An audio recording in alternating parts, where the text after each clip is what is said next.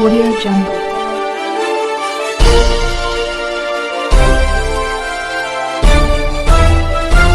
Audio Jungle. अभी आप देख रहे हैं कंचन न्यूज। इसे लाइक शेयर सब्सक्राइब करना ना भूलें ताकि न्यूज का नोटिफिकेशन सबसे पहले आपके पास पहुंचे। अब चलिए खबरें विस्तार से। सांसद होने के नाते हमें गर्व की अनुभूति हो रही है कि हम उस वर्ष इस सदन में शपथ लिए जिस वर्ष संविधान अपना 75वां वर्ष का उत्सव मना रहे हैं। सोशियोलॉजी की छात्रा रहे हैं। कॉलेज में सोशियोलॉजी को संविधान को एकेडमिकली और थ्योरेटिकली पढ़ने का मौका मिला है, पर 24 जून को जब इस सदन में हमने शपथ ली थी तो संविधान को अपना प्रेरणा मान करके, प्रेरणा स्तोत्र उससे प्रेरणा ले करके अपने कार्यों में भी संविधान को ढालने का मौका मिला है। महात्मा गांधी जी ने भारत के संविधान के विषय में 1931 में कहा था, I shall strive for a constitution which will release India from thraldom and patronage. I shall work for an India in which the poorest shall feel that it is their country in whose making they have an effective voice. An India in which there is no high class or low class of people. An India in which all communities shall live in perfect harmony. This is the India of my dreams for which I shall struggle.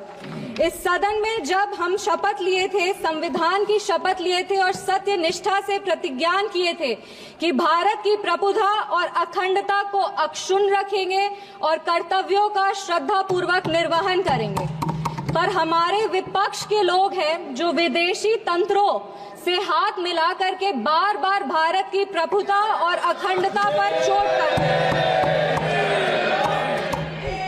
एक तरफ जहां मोदी जी की कार्यकाल में FDI बढ़ा है, जो foreign direct investment है, वहीं पे इतने ही वर्षों में कांग्रेस का एसडीआई जरूर बढ़ गया। अब एस उसमें क्या है, उसका नाम लेंगे तो हल्ला हंगामा हो जाएगा, इसीलिए आप लोग खुद ही समझ जाइएगा। ये वही बात हो गया, हिंदी का एक मुहावरा है, मुंह में राम बगल में छुरी, पर ये भी विपक्ष पे सही नहीं बैठता है, क्योंकि विपक्ष तो प्रभु श्री राम का नाम ही नहीं ले सकते, पर छुरी लेकर के बार बार संविधान की हत्या जरूर करने का कोशिश करते हैं। इसीलिए हम लोग कहते हैं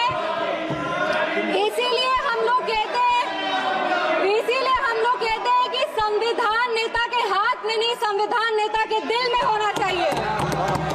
एक उदाहरण देते हैं, 2008 में इसी सदन में ट्रस्ट वोट के लिए कैश फॉर वोट स्कैम किया गया था और लोकतंत्र का गला घोटने का कोशिश किया गया था। आपातकाल इमरजेंसी के में जिस तरह से संविधान का चीरहरण हुआ था वो हम सब ने देखा था, और हम तो बिहार की बेटी हैं। बिहार के एक पुत्र थे जयप्रकाश नारायण जी, जिन्होंने इसी दिल्ली में रामलीला मैदान में राष्ट्रकवि रामधारी सिंह दिनकर की एक कविता पढ़ी थी, सिंहासन खाली करो कि जनता आती है। उसने कांग्रेस की जड़ों को हिला दिया था और भारत में नई क्रांति का आह्वान किया था। आज जब हम संविधान के 75वें वर्ष का उत्सव मना रहे हैं तो हम नमन करते हैं संविधान के निर्माता डॉक्टर बाबा साहब भीमराव अंबेडकर जी का, जिन्होंने अपनी पूरे जीवन की सीख को इस संविधान के निर्माण में लगा दिया। लेकिन कांग्रेस ने उनका अपमान करने से वो कभी नहीं चूके।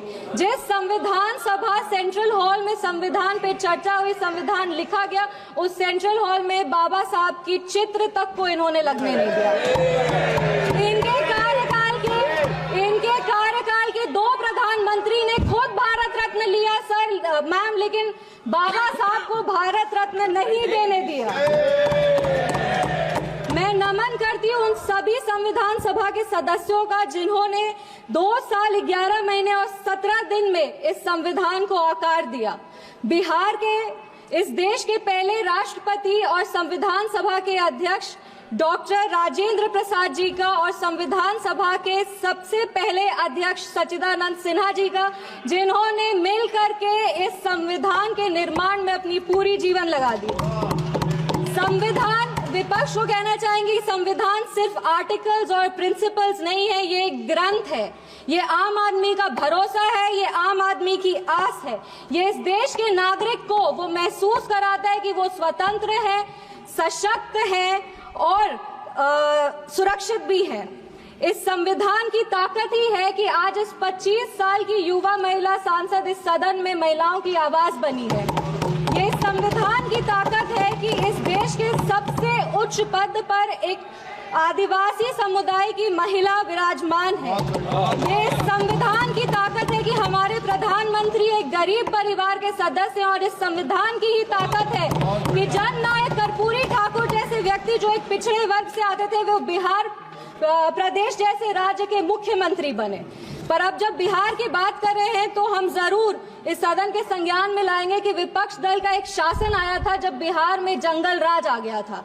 उस जंगल राज में हर वो कार्य हुआ, उस जंगल राज में हर वो कार्य हुआ जो संविधान का उल्लंघन था, संविधान के निर्माताओं के विचारों का उल्लंघन था। बिहार उस समय दंगों और अपहरण का गढ़ बन गया था। हम आभार व्यक्त करेंगे हमारे यशस्वी प्रधानमंत्री श्री नरेंद्र मोदी जी का, हमारे माननीय मुख्यमंत्री श्री नीतीश कुमार जी का और हमारे पार्टी के राष्ट्रीय अध्यक्ष श्री चिराग पासवान जी का, जिनके अथक प्रयासों की वजह से आज संविधान के उसूल बिहार में कायम है। विपक्ष के साथियों ने अपने भाषण में हमें आरक्षण विरोधी कहा, संविधान विरोधी कहा, हमें देश विरोधी कहा, लेकिन इन्हीं के 3 प्रधानमंत्रियों का जो वाक्य है वो इस सदन में हम पेश करना चाहेंगे। सबसे पहले जवाहरलाल नेहरू जी ने 1961 में लिखा था, I do not like reservation in any form, especially reservation in jobs. I am against any such step that promotes inefficiency and takes us towards mediocrity.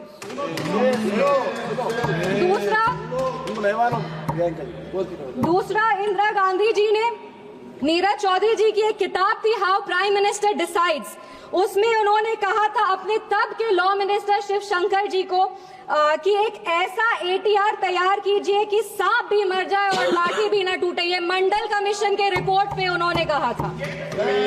तीसरी राजीव गांधी जी ने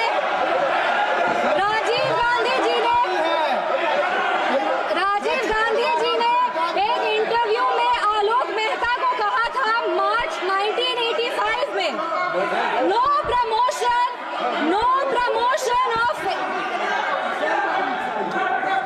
राजीव गांधी जी ने एक इंटरव्यू में जर्नलिस्ट आलोक मेहता को कहा था मार्च 1985 में कि no promotion of idiots in the name of reservation, and that promoting idiots in the name of reservation would harm the entire country.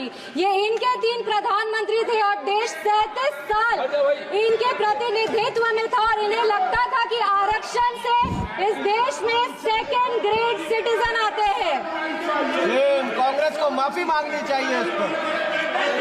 आप बात करते हैं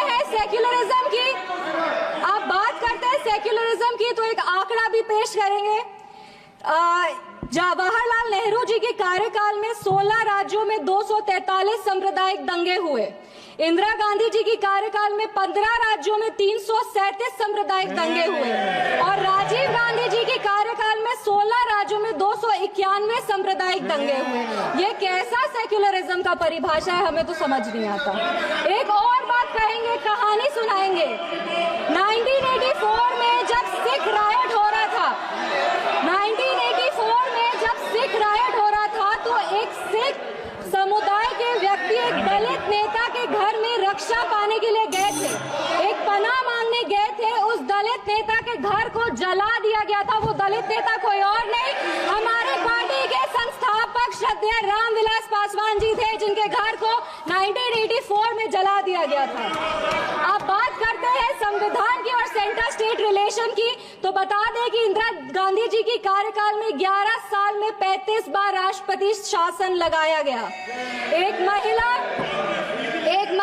एक युवा और एक दलित सांसद होने के नाते हमें गर्व होता है कि हमारी सरकार एक ऐसी सरकार है जिसने संविधान के उसूल को अटल रखा है।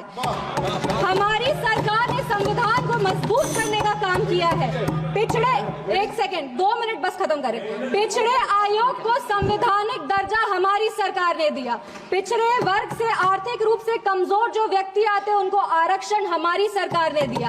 इनके पास महिला प्रधानमंत्री थी, पर हमारे प्रधानमंत्री ने नारी शक्ति वंदन अधिनियम ला करके 33% आरक्षण दे करके महिलाओं के आवाज को अगर मजबूत नरेंद्र मोदी जी। एक मिनट, एनडीए की सरकार ने बिहार में हमारे प्रधानमंत्री, हमारे माननीय मुख्यमंत्री श्री नीतीश कुमार जी और हमारे पार्टी के राष्ट्रीय अध्यक्ष श्री चिराग पासवान जी के नेतृत्व में संविधान के सभी प्रावधानों को मजबूती से वापस लाए हैं और यही प्रयास करते हैं कि संविधान को अपना प्रेरणा मानकर योजनाएं बनाए जो हर वो नागरिक तक पहुंचे जो जरूरतमंद है। अंत में अपने वाणी को 4 पंक्ति पढ़ के बैठ जाओ दादा, 4 पंक्ति बैठ जाओ दादा, 4 पंक्ति पढ़कर अपने वाणी को विराम देंगे। हर रंग को खुद में समेट कर जो बेखौफ खड़ा है, जाति और धर्म के दायरे से जो आगे बढ़ा है, नैतिक, निष्पक्ष, समावेशी संविधान ही है वो जो 75 वर्षों बाद भी सहज खड़ा है। धन्यवाद। जय हिंद, जय बिहार।